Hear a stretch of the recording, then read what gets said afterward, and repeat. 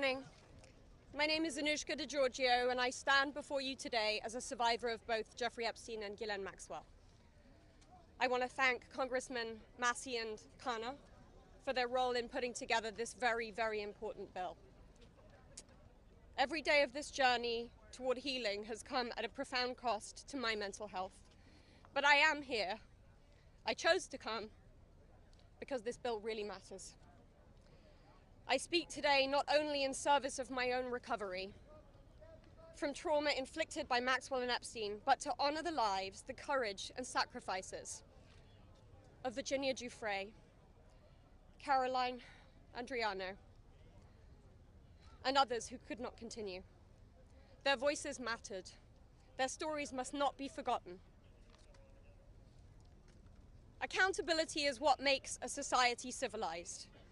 Equal opportunity and equal consequence for all. Consequences are not about punishment alone. They exist to deter future harm, to protect vulnerable, and to set a standard of justice. If Ghislaine Maxwell were pardoned, it would undermine all the sacrifices I made to testify and make mockery of mine and all survivors' suffering. That is why the Epstein Files Transparency Act is so essential. It requires the Department of Justice release all the records related to Epstein and Maxwell investigations, flight logs, immunity deals, internal communications, and even the records surrounding Epstein's detention and death. And crucially, it forbids withholding documents simply because of embarrassment, reputational harm, or political sensitivity. This is about ending secrecy wherever abuse of power takes root. But transparency alone is not enough. Survivors need protection, resources, and legal support.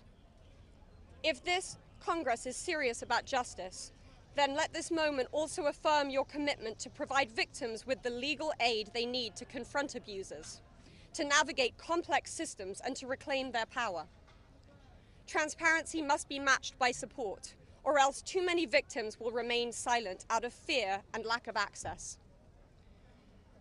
The statistics demand action. Nearly 1 in 5 women in America will experience rape or attempted rape in her lifetime.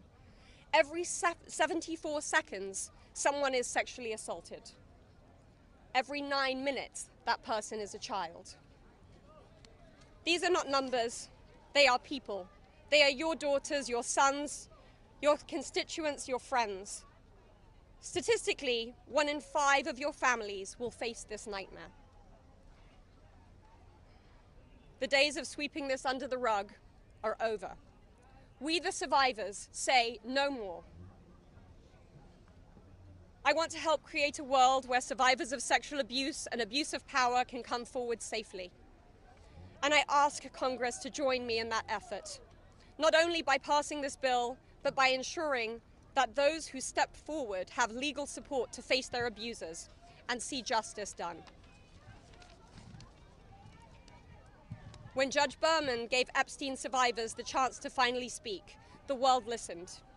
After so many years, survivors were heard. That moment was historic, and so is this moment.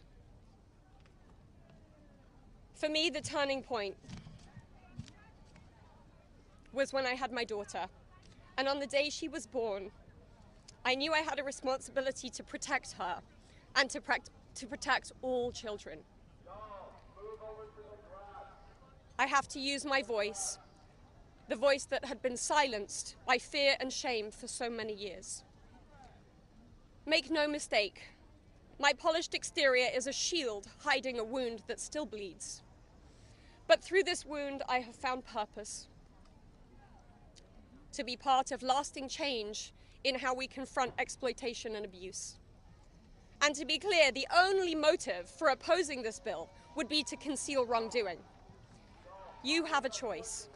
Stand with the truth, or with the lies that have protected predators for decades.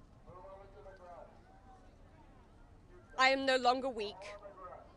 I am no longer powerless. And I'm no longer alone. And with your vote, neither will the next generation be. President Trump, you have so much influence and power in this situation.